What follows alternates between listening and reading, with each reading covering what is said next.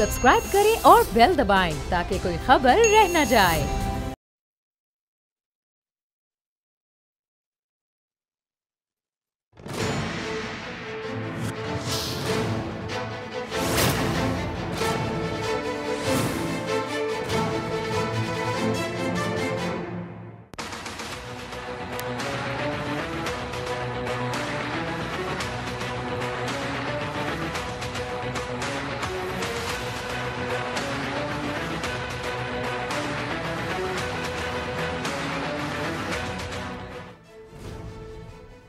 अस्सलामुअलैकुम नाज़रीन, मैं हूं नूरुल आरफीन सिद्दीकी और यह है मेरी जंग। तबले जंग बज चुका है। अपोजिशन जमातें जो आज से पहले मुंतशिर थीं, मुंतशिरुल ख़याली का शिकार थीं, एक मरतबा ऐसा लगने लगा है कि अपोजिशन शायद किसी एक नुक्ते पर इत्तेफाक कर बैठी है या करने वाली है। बिलावल भुट्टो की दावत अफ्तार पर अपोजिशन की जमातें इकट्ठा हुईं, जिसमें नून league, JUI, Jamaat Islami, ANP के लीडरान मौजूद थे। मरियम नवाज़ और हमज़ा शहबाज ने खुसूसी तौर पर शिरकत की। मरकज़ी निगाह आसिफ अली ज़रदारी और मौलाना फजलुर रहमान भी थे। इस दौरान मरियम नवाज़ और बिलावल भुट्टो की एक इनफरादी मुलाकात भी हुई। हुकूमत मुखालिफ तहरीफ बताया जा रहा है कि सबसे ज़्यादा अहम तरीन नुक्ता इसका होगी। यहाँ मुमकिना तौर पर जो एक और इत्तेफाक किया गया है वो है बढ़ती महंगाई और नैब की कार्रवाइयाँ। नैब कार्रवाइयाँ ज़ाहिर है कि पीपल्स पार्टी का शुरू दिन से यही एक रोना रहा है, अगर कहा जाए तो गलत ना होगा। पीपल्स पार्टी प्लस नून लीग के नैब गर्दी का शिकार हो रही हैं ये जमातें। ताहम इस दौरान में वज़ीर-ए-आज़म पाकिस्तान ने फरमाया है कि अपोजिशन जमातों की मुलाकात पर हैरत नहीं, करप्ट टोला इकट्ठा हो रहा है, आवाम हरगिज़ साथ नहीं देंगे। यहाँ तक बात ठीक थी। वज़ीर-ए-आज़म ने आगे फरमाया कि हम तबाहाल मईशत को ठीक कर रहे हैं। अब ये इन्वर्टेड कॉमास में कहा है या ये एक प्लेन स्टेटमेंट था, इसको लिया जाए, ये समझ में नहीं आया। इससे आगे चलेंगे। वज़ीर रेलवे ने इफ्तार डिनर को चोरों का इज्तिमा करार दे दिया। अपोजिशन जमातों का कहना है हुजूर आपकी बड़ी कमी महसूस हुई।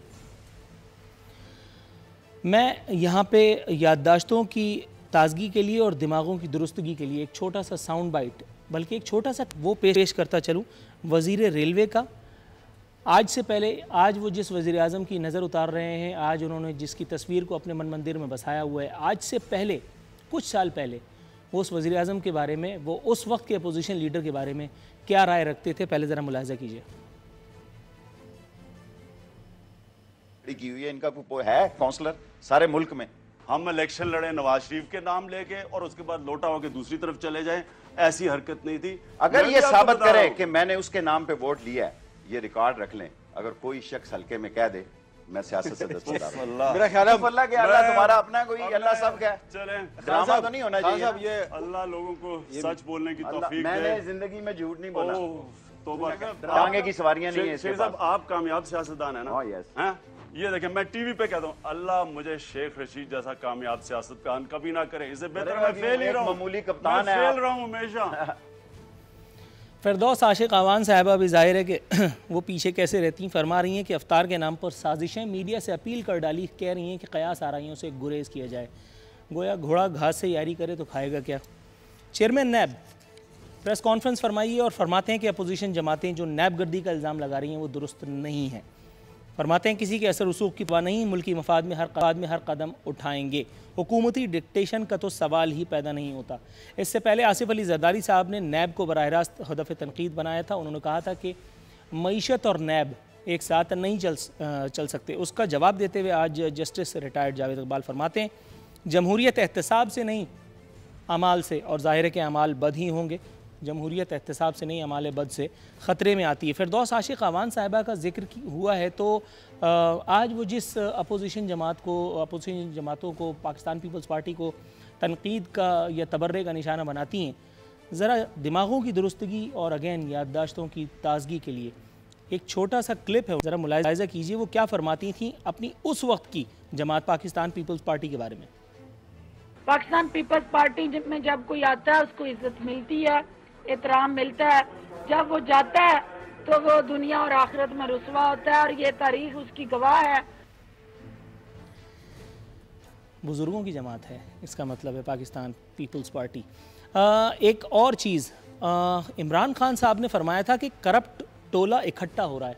मुझे याद है इमरान खान साहब जब सोन इन किया था उन्होंने एज प्राइम मिनिस्टर, तो तारिक जमील साहब को आगे किया गया था। उस पर मैंने एक प्रोग्राम भी दागा था। मैंने शदीद तनकीद फरमाई थी इमरान खान साहब पर भी, और ख़ुद माजरत के साथ मौलाना तारिक जमील साहब पर भी, जिनका मैं ख़ुद एक मुतक़िद, छोटा सा नन्ना सा मुतक़िद हूँ। मैंने कहा था कि इमरान खान साहब की हिमायत में उन्हें किसी भी एक नुक्ते पर इक्तफ़ा करके और इस मैदान में नहीं कूदना चाहिए था, क्योंकि ये पॉलिटिकल मामलात हैं। आज मौलाना तारिक जमील साहब ने इसी बयान को अगर मैं इमरान खान साहब के लूँ कि करप्ट टोला इकट्ठा हो रहा है, मौलाना तारिक जमील साहब फरमाते हैं बग़ैर सबूत मुखालिफ सियासतदानों को चोर डाकू कहना तनकीद नहीं, तौहीन है। मेहमानों का तारुफ कराऊंगा। मेरे साथ मौजूद हैं सेनेटर बहरावन तंगी साहब पार्टी से, मोहतरम जनाब सिद्दीकुल फारूक साहब पाकिस्तान मुस्लिम लीग नवाज़ से, और शौकत बसरा साहब हमारे साथ मौजूद हैं पाकिस्तान तहरीक इंसाफ से। तमाम मौजूद मेहमानों को अपने शो में खुशामदीद कहूँगा। सबसे पहले मैं पाकिस्तान तहरीक इंसाफ का वर्जन अगर लूँ तो मेरा ख्याल है गलत ना होगा। शौकत बसरा साहब कैसे मिजाज हैं?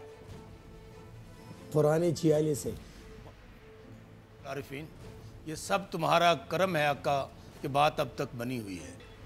आपने पूछा कि नहीं सर, मैंने अभी पूछा ही नहीं, मैंने तो सिर्फ आपसे आपका अहवाल पूछा, सवाल तो पूछना अभी बाकी है। हुजूर ये मुझे बताइएगा, मौलाना तारिक जमील को आगे करके सर मुझे सवाल पूछने का मौका दिए, वरना मेरी रोजी अगर आप ले जाएंगे तो फिर मैं घर क्या ले जाऊंगा? घर वालों को मूवी तो दिखाना है।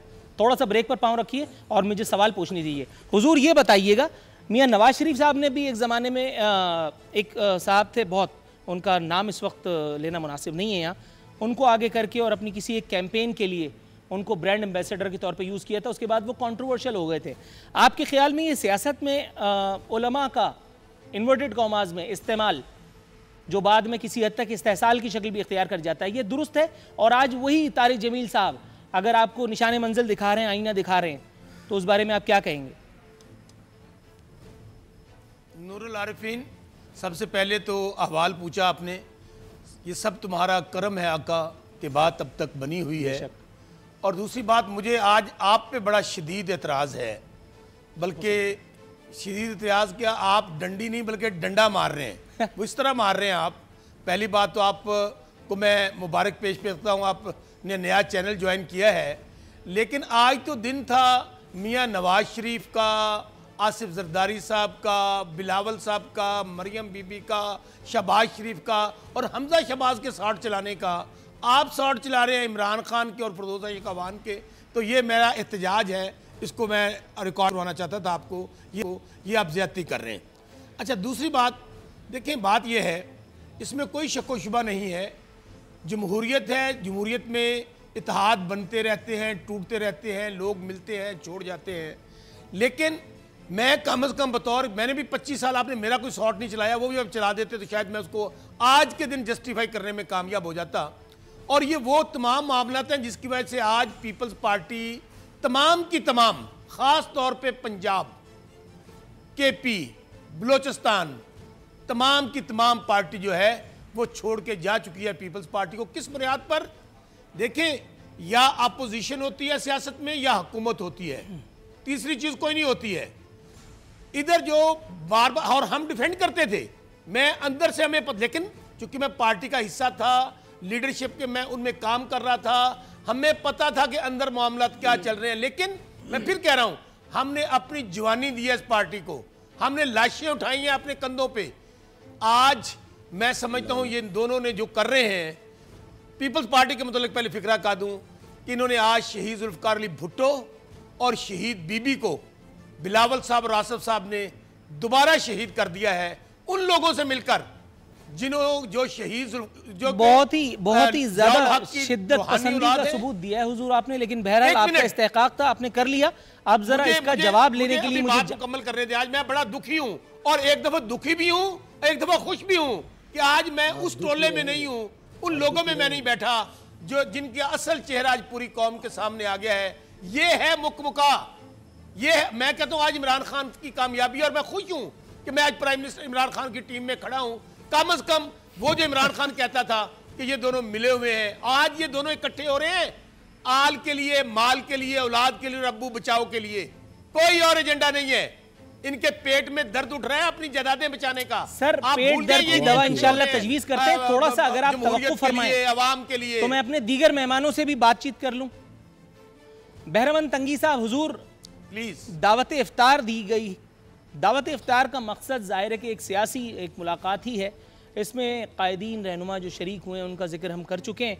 सर, आसिफ अली जरदारी साहब और मौलाना फजलुर रहमान की शिरकत, जमात इस्लामी भी ज़ाहिर है कि एजिटेशन अगर होती है तो उसका हिस्सा बनने के लिए नीम रजामंद तो है। सिराजुल हक साहब इस हवाले से ऑन रिकॉर्ड हैं।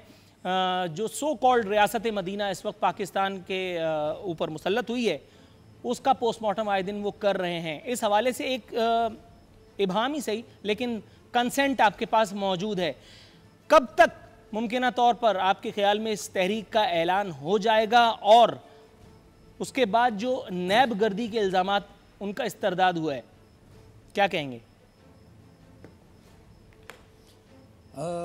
नूरुल आरिफीन साहब, सबसे पहले तो मैं वेलकम कहूँगा कि आपने बोल्ड चैनल्स को ज्वाइन किया और मुझे भी आप वेलकम करें इसलिए कि मैं बोल में पहले शो में हाजिर हूँ आपके सामने। चलें सर, हम दोनों ने एक दूसरे को वेलकम कर दिया। हाँ, तो देखिए आज आपने स्टार्ट में दोनों ने मुकमुका कर लिया यार। तंगी साहब, हाँ आपने और नूरुल आरिफीन ने स्टार्ट में देखे मुकमुका कर लिया है, ये बड़ी ज्यादती है। हाँ बस बसरा, अभी बसरा साहब सुने आगे।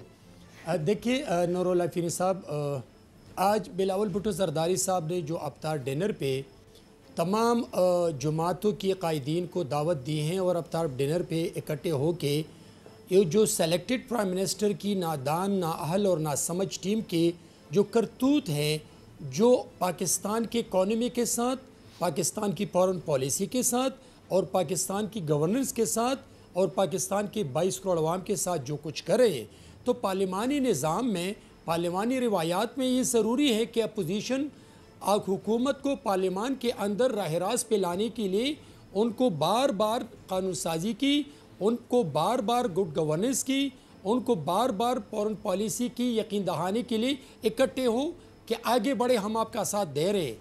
लेकिन फिर जब हुकूमत वक्त अपोजिशन के उन बातों को एक साइड रख के अवाम की तवज्जो दूसरी तरफ हटाने पर उनको चोर डाकू कहे, तो आज पाकिस्तान के 22 करोड़ अवाम चोर डाकू की बातों पे अमल नहीं करते हैं। वो समझते हैं कि हम अपने बच्चों को 2 वक्त की रोटी नहीं खिला सकते हैं। तो आज अपोजिशन जमात की जिम्मेदारी है, मॉरल, प्रोफेशनल, पॉलिटिकल, ये जिम्मेदारी बनती है कि वो मौजूदा नाअहल हुकूमत से छुटकारा हासिल करने के लिए या उनको राह रास्त पे लाने के लिए अवाम के साथ खड़ी है। आज पाकिस्तान के 22 करोड़ अवाम ये समझने पे मजबूर है कि 1 मिनट के लिए मैं रख देता हूँ कि हमने वोट दिया है, लेकिन वो समझते हैं कि 7, 9, 10 महीने के बाद उनको एहसास हुआ कि जो कुछ करे इमरान, ये पाकिस्तान के मुस्तकबिल के साथ गलत करें। आज पाकिस्तान के गरीब अवाम पे बिजली का, पेट्रोल का, गैस का, रोज़मर्रा अशिया का, अपने बच्चों को रोटी खिलाने का ये बोझ है। और मैं खुदा की कसम कह रहा हूँ, आज अफ्तारी के वक्त ऐसे लोग हैं कि वो बच्चों के सामने पानी और सूखी रोटी रख देते हैं तंदूर की, वो भी नहीं खिला सकते हैं। और रमज़ान के वक्त, अफ्तारी के वक्त बददुआएं देते हैं कि या अल्लाह हम इस बंदे से निजात दिलाएं हमें। वो अपने आप को गाली देते हैं, वो मौजूदा नाअहल हुकूमत को गाली देते हैं। तो मैं समझता हूँ कि आज जो अपोजिशन अफ्तार डिनर पे इकट्ठे हो चुके हैं, ये पार्लिमानी रिवायात में जिम्मेदारी बनती है अपोजिशन की कि वो कौम पे जब बोझ डाला जाता है, कौम को जब तबाह बर्बाद करते हैं, तो कौम के साथ, अवाम के साथ खड़े होने के लिए सर थोड़ा सा तवक्कुफ फरमाइएगा। मैं ज़रा सिद्दीकुल फारूक साहब से गुफ्तगू फरमा लूँ। सिद्दीकुल फारूक साहब, सर खुशामदीद कहूँगा आपको। हुजूर ये मुझे बताइएगा, अगर आज फर्स्ट ईयर पाकिस्तान मुस्लिम लीग नवाज़ की इस इजलास में शरीक होती, ज़ाहिर है मियाँ नवाज शरीफ साहब तो इस वक्त मौजूद नहीं हैं, बिहाइंड बार्स हैं, हमज़ा शहबाज, मरियम नवाज़, आपके ख़्याल में क्या वाकई शिरकत का हक़ अदा किया जा सका और वो पॉलिटिकल मैच्योरिटी जो ज़ाहिर है कि फ़र्स्ट ईयर की लीडरशिप में होती है, उसका मुज़ाहरा ये दोनों नौजवान रहनुमा मरियम नवाज़ साहिबा और हमज़ा शहबाज साहब वो कर सकेंगे? क्योंकि इनके सामने बैठे थे मौलाना फजलुर रहमान और आसिफ अली जरदारी। मैच है तो नहीं, लेकिन आपके ख़्याल में हक़ अदा हो पाएगा एहतजाज का? बिस्मिल्लाहिर्रहमानिर्रहीम। नूरुल आरिफीन साहब, जैसे कि बाकी दोस्तों ने, मैं भी आज पहली दफ़ा बोल पर आया हूँ, आपकी वजह से मैं तो नहीं आता था। ठीक है, चलिए मुबारक, शुक्रिया आपको। बात यह है कि एक पहली अफ्तारी है और पहली दफ़ा तमाम अपोजिशन की जमातों की नुमाइंदगी बड़े भरपूर अंदाज में मौजूद है। अगर पीपल्स पार्टी के बिलावल भुट्टो जरदारी साहब ने दावत दी है तो दूसरी तरफ से मरियम नवाज़ साहिबा और हमजा शहबाज साहब मौजूद हैं और ये भरपूर नुमाइंदगी है। कोई सारे फ़ैसले नहीं होंगे, मशावरतें होंगी, अभी आगे चलना है। चूँकि मुल्क की मईशत बर्बाद है और इसकी वजह से दिफा भी कमज़ोर हो सकता है क्योंकि उसके लिए भी पैसे चाहिए। जब ये हाल हो मईशत का तो मुल्क को भी बचाना है। 10 लाख लोग बेरोज़गार हो चुके हैं, बल्कि अब तो 12 लाख हो गए हैं और ख़त गुर्बत से 40 लाख और नीचे हो गए हैं। बैरामन तंगी साहब ने कुछ बातें की हैं और जिस मुल्क का सेलेक्टेड वज़ीर आज़म उसे ये मालूम ना हो कि जनाब वो समुंदर के अंदर गैस के लिए खुदाई बंद हो चुकी है, वो कल कह दे कि जनाब 2 नफल पड़ें, 1 हफ्ते में गैस दरियाफ्त होगी और 50 साल के लिए काफ़ी हो सकती है। वो जो वज़ीर आज़म ये कहे मुझे तो नहीं पता कि डॉलर महंगा हो गया है, मैंने तो टीवी को देखा है। तो ऐसे सोए हुए, ऐसे लाइल्म और ऐसे नालायक वज़ीर आज़म की मौजूदगी में क्या मुल्क आगे जा सकता है? हमने तो इसी कौम से 2000 अरब टैक्स से आमदनी बढ़ाकर 3800 अरब यानी दुगनी कर दी। हम 5.8 तक GDP लेके गया और बहुत कुछ किया। बिजली की जो लोड शेडिंग थी वो माशाल्लाह तकरीबन ख़त्म, दहशतगर्दी ख़त्म कर दी, सी पैक शुरू कर दिया और 20 अरब डॉलर के प्रोजेक्ट मुकम्मल कर दिए। ये और 4 बर्रे आज़मों में जायदादें बना ली। सर 9 महीनों में इनका हाल ये है। इनका वज़ीर आज़म का मामला ये है कि उसने अपना फ्लैट और उसने अपनी न्याजी बस सर्विस काला धन परवेज़ मुशर्रफ के दौर में सफ़ेद किया। सामने पड़ा है काला धन। मुझे अफसोस होता है अपना ये बसरा साहब पे कि वो इतने पीपल्स पार्टी के जाले रहे, अभी नया नया ये ईमान लाए हैं इस पार्टी पर, PTI पर, और फिर उसके साथ इनकी जो बाजी हैं अब नई उन्होंने अपना काला धन सफ़ेद कराया और 3.5 करोड़ जुर्माना सामने काला धन पड़ा है और ये कहते हैं बड़ा ईमानदार सर। थोड़ा सा तवक्कुफ फरमाइएगा, अब बसरा साहब का नंबर आ गया। नहीं, मईशत बसरा साहब इस वज़ीर आज़म, बस 1-2 जुमले फिर आप कहीं और जाइए। इस वज़ीर आज़म के हाथों में पाकिस्तान की मईशत, पाकिस्तान की सलामती, अवाम के मफादात महफूज नहीं हैं। इसलिए अपोजिशन को इकट्ठा होना पड़ेगा। हम किसी गैर आइनी इक़दाम के लिए जमा नहीं हो रहे, हम किसी एम्पायर की उंगली की तरफ नहीं देखेंगे, लेकिन हम आवाम को साथ मिलाकर इस हुकूमत से इंशाअल्लाहुल अज़ीज़ आवाम को इसलिए निजात दिलाएंगे कि मुल्क को भी बचाना है। दुरुस्त है। बसरा साहब, सर मैं चाहूँगा कि आप सिद्दीकुल फारूक साहब की उस रिमार्क पर तवज्जो न दें जिसमें उन्होंने आपके पीपल्स पार्टी के कारवां में से उछल कर बाहर चले जाने, यानी चलती गाड़ी में से कूद कर पाकिस्तान तहरीक इंसाफ का मफलर लपेट कर अपने आप को गैर जियाला डिक्लेयर कर देने के बारे में उन्होंने तनकीद फरमाई। मैं चाहता हूँ सर, ये जो एक लतीफ़ा हुआ है, इमरान खान साहब फरमा रहे थे कि समंदर से 50 साल के लिए गैस निकल सकती है और गैस ऐसी ढीठ निकली कि उसने 5 सेकंड के लिए भी निकलने से इनकार कर दिया। सर स्टार प्लस पे एक ड्रामा आता था, उसने हमारी जिंदगियां हराम की हुई थी, बंद हो चुकी थी, सास भी कभी बहू थी। उसमें एक कैरेक्टर था जो मुझे सख्त जहर लगता था, पार्वती मेरे ख्याल है उसका नाम था। उसको सब पता था, वो औरत लॉयर भी थी, वो वकील यानी डॉक्टर भी थी, वो हकीम भी थी, वो प्लम्बर भी थी, उसको सब पता था। घर के हर मर्द के दुख की दवा उसकी जेब में रहती थी।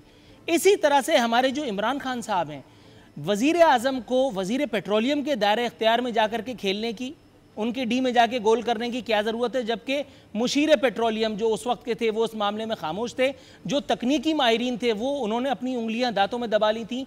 इस एक जिसे अगर प्रोडक्शन की ज़बान में आप कहें तो बंड, इस बंड पर सर ये मेरा ख्याल है इन्विटेशन खुद ट्रबल को दे रहे होते हैं और उसके बाद जब फिर सामने वाली पार्टी गोल कर देती है तो फिर PTI को मिर्चें लगती हैं। क्या कहेंगे हुजूर? नूरुल आरिफीन, आज आपके प्रोग्राम का कम अज़ कम मुझे तो कोई जो फॉर्मेट आप पेश कर रहे हैं और जो हम पे तनकीद कर रहे हैं, आप करें 100 दफ़ा करें, 100 बार करें। सर आज से पहले मैं क्या कर रहा था वैसे? तो ये आज का दिन तो ईद चांद का दिन है भाई। वो चांद ईद कहते हैं या ईद चांद कहते हैं, या कौन सा चांद? कोई आज इतने 2 पार्टियों वाले लोग मिल रहे हैं यार, जो कहते थे कि ये मुल्क तोड़ना चाहता है, एक कहता था पेट फाड़ देना है, पटा डाल देना है, एक कह रहा था कि अल्लाह भी माफ नहीं करेगा अगर आप हमने की इश्यूज पे बात करें यार। आज तो आवाम की इश्यूज पे बात करें करना चाहिए था। आज आपको कौम को बचाना चाहिए था कि आज तमाम चोर आज सर तमाम मेहमान गुफ्तगू करेंगे तो किसी की बात किसी का पल्ले नहीं पड़ेगी। थोड़ा सा तवक्कुफ फरमाइए सर। आप सीनियर हैं, ये ज़हन में रखें। अच्छा नाज़रीन, यहाँ इमीडिएटली मुझे एक ब्रेक की कॉल दे दी गई है। शौकत बसरा जरा थोड़ा सा तामुल फरमाइएगा, मैं ब्रेक के बाद डायरेक्ट आपकी तरफ आता हूं, फिर आप जवाब दीजिएगा। नाज़रीन एक मुख्तसर सा वक्फा।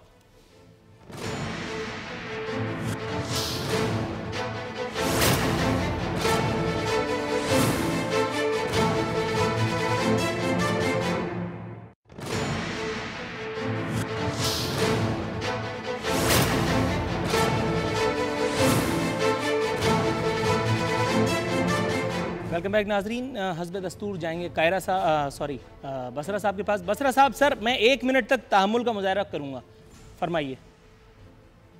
आपकी मेहरबानी। ये इन दोनों को भी कहें ज़रा हौसला करें। आज तो माशाल्लाह ईद है आपकी, आज दोनों बड़ी मोहब्बतें पुरानी जो हैं, वो जो मुकमुका खुल नहीं रहा था, छुप छिपा के लुकन मिट्टी करके हमें इस्तेमाल जैसे कारखानों को ईंधन बनाया गया, इस्तेमाल किया गया। आज फिर मैं कह रहा हूँ कि यकीन मानिए दोनों जब इकट्ठे बैठे हैं एक छत के नीचे तो पूरी दुनिया हैरान परेशान है। और मुझे पूछ रहे थे लोग, मैंने कहा भाई बात यह है कि माल नहीं जाना चाहिए, जान जानी तो जाए, माल नहीं जाना चाहिए। ये इनका जो कट है, आज मेरी बात आप याद रखें नूरुल आरिफीन, जब ये मायूस हो गए हैं कि इमरान खान ने इनको डील से इनकार कर दिया। अगर मेरी बात पे यकीन नहीं, आप कहते थे कौन सी डील, क्या सबूत है? कल मेरे ख्याल में जावेद चौधरी साहब का जो इंटरव्यू छप गया है, जो चेयरमैन नैब के साथ हुआ है, कि किस तरह ये पैसे देना चाहते थे, किस तरह ये बाहर भागना चाहते थे, वो तो अब तो कोई बात कौम से अया नहीं रह गई। बात ये है अब भी ये दोनों जो एक छत के नीचे हैं, ये दोनों एक दूसरे के साथ लुक्कन मिट्टी खेल रहे हैं, एक दूसरे के साथ फ्रॉड और झूठ का कर क्या रहे हैं कि किसी की भी डील हो जाएगा, देख लेगा पतली गली में चला जाएगा। लेकिन नहीं डील होगी, डील की एक ही बात पे होगी कि लूटा हुआ माल वापस करना पड़ेगा। यहां पर जो गरीब आवाम जो आज कह रहे हैं ना, अभी सुना रहे थे सिद्दीकुल फारूक साहब बड़ी राम लैला की कहानी, मुल्क गरीब हो गया, महंगाई हो गई। और भाई ये सारे आपके काले करतूतों का नतीजा है। 9 महीने में कुछ नहीं होता। आज एक इदारा मुझे बता दे, टेक्निकली आपने गलत इत्तला शेयर की। अच्छा थोड़ा सा तवक्कुफ फरमाइएगा, एक इदारा बता दे। 1 मिनट पूरा हुआ। मुझे स्टील मिल, हुजूर मैं PIA, थोड़ा सा रेलवे, आप FBR, एक महकमा बता दे जिसमें इन्होंने उसका बेड़ा गर्क ना किया हो, चारों हाथों से लूटा ना हो। बसरा साहब थोड़ा सा तवक्कुफ फरमाइएगा। एक छोटा सा साउंड बाइट इमरान खान साहब का आपने मुझे याद दिला दिया, मैं भूले बैठा था। बाइट प्ले कीजिए जी, जिसमें इमरान खान साहब अपोजिशन में जब थे तो वो बड़ी अच्छी अच्छी बातें कर रहे थे, कुछ दावे कर रहे थे, हुआ बिल्कुल उसके बरक्स। जरा दिखाएं। पाकिस्तान का मसला अगर मैं आज हूं और पाकिस्तान कर्जों में डूब रहा हो, एक्सपोर्ट्स गिर रही हो, इन्वेस्टमेंट आ ना रही हो, इकोनॉमी कॉन्ट्रैक्ट कर रही हो, यहां इस मुल्क में आमदनी और खर्चे में इतना बड़ा खसारा हो जाए और हम भीख मांगे फिरे दुनिया में कर्जे लेते लेते, मैं क्या करूं? आप सोचें कि अगर मैं हूं, मैं क्या करूं? क्या आप समझते हैं कि मैं भागा फिरूंगा कशकोल पकड़ के दुनिया से भीख मांगने के लिए, कर्जे लेने के लिए? नहीं, ये बड़ा आसान रास्ता है कि कर्जे लेने शुरू कर दो, भीख मांगो। लेकिन कभी भी कर्जे लेने वाले और भीख मांगने वाले की दुनिया इज्जत नहीं करती। बसरा साहब आप देख नहीं पा रहे होंगे, लेकिन मेरा ख्याल है आप इमरान खान साहब की आवाज तो पहचान गए होंगे। अब ये बताइए कि जो इमरान खान इस वक्त तख्त नशी हैं, वो इमरान खान नहीं है, या जिसका साउंड बाइट प्ले किया गया वो दरहकीकत इमरान खान नहीं था? क्योंकि कंट्रडिक्शन बहुत है। दूसरी बात, इसी तसलसल में मैं अपना आपका वो लतीफा शेयर करता चलूं। खान साहब फरमा रहे हैं हम तबाहाल मईशत को ठीक कर रहे हैं, गजब खुदा का। 1 मिनट और लीजिए आप। नूरुल आरिफीन बिल्कुल वही इमरान खान है जो 70 साल कभी हुकूमत में नहीं आया, ईमानदार है, नियत साफ है, झूठ नहीं बोलता, कर्जा लिया, लगन से बात कर रहा था। उसे क्या पता था, उसे क्या पता था उस इमरान खान को कि जब मैं मुल्क को संभालूंगा तो पता चलेगा कि इन 9 रत्नों ने, इन चोरों ने इसके पल्ले कुछ नहीं छोड़ा हुआ। 30,000 अरब का कर्जा मिलेगा, जिस इदारे को उठाएंगे वो तबाह हाल होगा। 1300 अरब का डेट मिलेगा हमें, बिजली में मिलेगा, 150 अरब का डेट हमें सुई गैस में मिलेगा। बात यह है, मुझे इन दोनों भाइयों से यह पूछ दें कि इमरान खान पे कोई इल्जाम लगाएं। भाई इमरान खान तो ये कहता था मैं नहीं जाऊंगा IMF, बताता हूं, वो कहता था मैं आपका चैलेंज कबूल कर लिया सिद्दीकुल फारूक साहब ने। दिवालिया हो रहा है। अब जरा रुकिए, नहीं सर, अब जरा रुकिए, थोड़ा सा तवक्कुफ। सिद्दीकुल फारूक साहब, सर इल्जाम लगाइए। बताता हूं, सुनिए जी, इन्होंने कहा कि हमने FBR को तबाह कर दिया। हमने इसी FBR से 2000 अरब टैक्स से बढ़ाकर 3800 अरब जमा किए, तो ये तबाह किया या उसको बेहतर किया? और खुद मियां नवाज शरीफ साहब ने अब आपने इंटरफेयर नहीं किया। ये कहते हैं कि इनका लीडर बड़ा ईमानदार है, कोई बेईमानी बताओ। इसके इनके लीडर की बेईमानी मैं बता चुका हूं, जिसने अपना लंदन का फ्लैट और न्याजी बस सर्विस का काला धन सफेद किया, वो बेईमान है। फिर इसके घर के लोग बेईमान हैं कि उसकी बहन ने अपना काला धन सफेद किया। कहां की ईमानदारी की बात करता है? और फिर ये कहते हैं इमरान खान को क्या पता था। तो माजरत, कोई लीडर बना फिरता है और कहता है उसने पूरी तस्वीर खींची, अगर तबाह हाल हो, अगर ये हो, अगर वो हो, तो मैं कशकोल नहीं उठाऊंगा।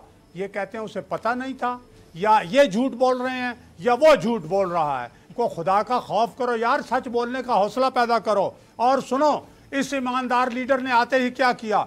इसने आते ही सारी सब्सिडीज गरीब लोगों की बंद, तालिब इल्मों के वजीफे बंद, प्रोजेक्ट जो डेवलपमेंट प्रोजेक्ट 200 बंद, और अस्पतालों में जो रियायत गरीबों की फाइनल राउंड शुरू हो गया, की कीमत 300 गुना बढ़ा दी, दवाइयों की कीमत 300 गुना बढ़ा दी, दहशतगर्दी एक मरतबा फिर शुरू हो गई।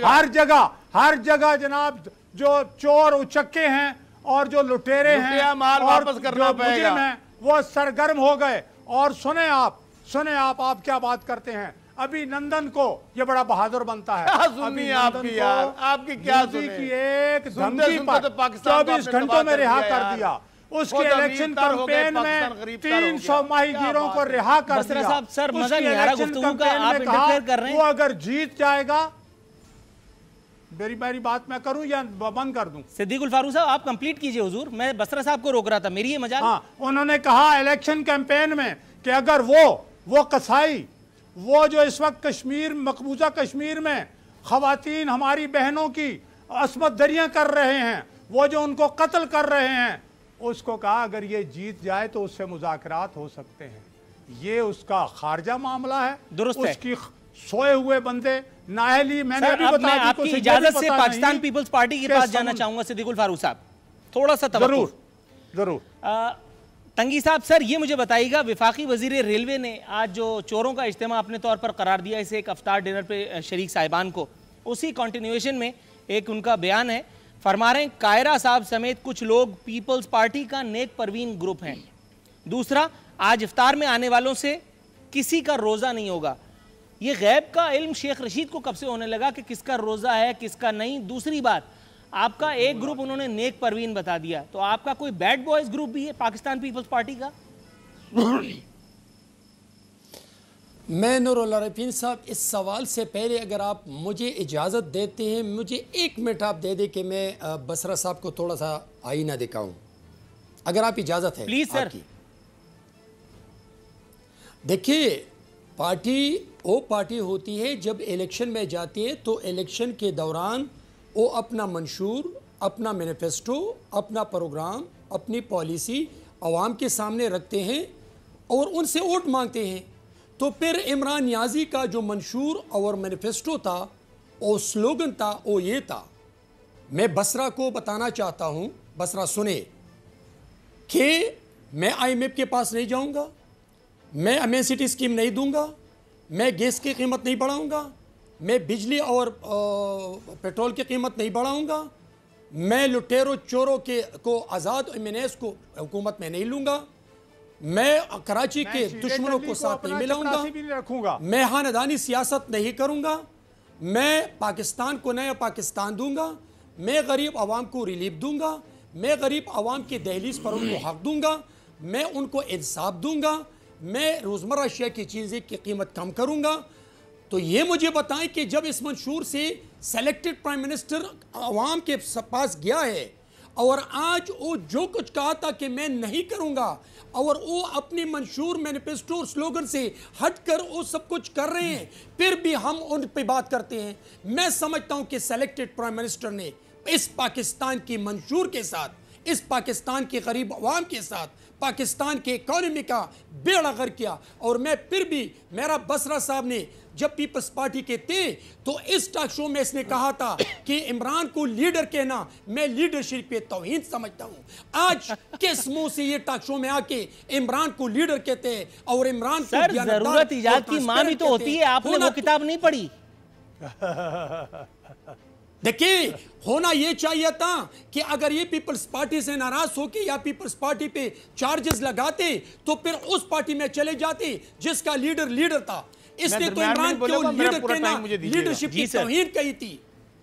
लेकिन मैं नहीं समझता हूं। अभी मैं आता हूं शेख रशीद की बात पे।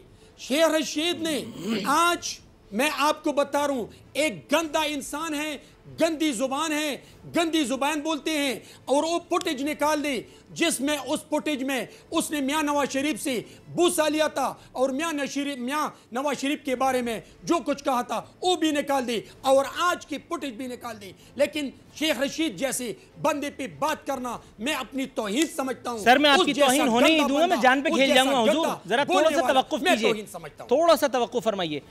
शौकत बसरा साहब, हुजूर वक्त बहुत कम रह गया है, मेरा एक सवाल छोटा सा आजजाना से सुन लीजिए, उसके बाद कोशिश कीजिएगा कि उसका जवाब तो कम से कम दे सकें, वरना आज का शो ऐसे ही चले जाएगा, मज़ा नहीं आएगा। निसार खोड़ो साहब फरमाते हैं हम आज अजाब खान को बर्दाश्त कर रहे हैं। जनरल नॉलेज का सवाल है, ये किसकी बात हो रही है? दूसरी बात, सिराजुल हक साहब फरमा रहे हैं कि हुक्मरान रियासत मदीना का मजाक उड़ा रहे हैं। तमाम लीडरान कराम पर आप चोरी चमारी के इल्ज़ामात आयद कर चुके, सबूत अभी एक धेले का किसी का नहीं आया। सिराजुल हक साहब पर ज़रा कुछ चार्ज लगाएं, कुछ साबित करें ताकि कुछ मज़ा आए। नूरुल आरिफीन, मैं फिर आपको एक बात कहूँ, मुझे इनकी घबराहट, इनकी परेशानी, इनकी बोंगियां सुन के मैं खुश हो रहा हूँ अंदर से कि आज ये अंदाजा करें किस तरह तिलमिला रहे हैं। इनको पता है गीदड़ की जब मौत आती है वो शहर का अब इनको पता है कि अब मैं लफ्ज बोला था फाइनल राउंड, ईद के बाद फाइनल राउंड है। अब इनको पैसे भी देने पड़ेंगे, वो कहते हैं ना 100 छितर तो 100 गंडे। अब इनका सब इलाज होना है। इनको पता है कि थानेदार सख्त है, इमरान खान हमें ना डील देगा, ना ढील देगा, ना बाहर जाने देगा। इन्होंने हर कोशिश करके देख ली, हर कोशिश कि हमें अल्लाह के नाम पे बाहर जाने दें, हम 5 साल हुकूमत करें, कोई आपके खिलाफ अदम एतमाद नहीं आएगी। इमरान खान की हुकूमत रहती है, रहे नहीं रहती ना रहे, लेकिन इमरान खान सौदेबाजी नहीं करेगा। इमरान खान किसी चोर को, डाकू को, लुटेरे को नहीं छोड़ेगा। और इसीलिए आज ये सब लोग इकट्ठे हुए नूरुल आरिफीन एक एजेंडे पे कि किस तरह हम राइट सर, मैं अपने तमाम मेहमानों का शो में और आवाम को निकलने के लिए सड़कों पर आपका शुक्रिया अदा करता हूं। खाएं ये, लूटे ये, वक्त निकाला, हमारे साथ प्रोग्राम में शरीक हुए। आज की जंग यहीं खत्म होती है। अगले हफ्ते इंशाअल्लाह ताला बशर्ते ज़िंदगी फिर मुलाकात करेंगे। नूरुल आरिफीन सिद्दीकी और हमारी टीम को इजाज़त दीजिए। फ़ी अमानिल्लाह।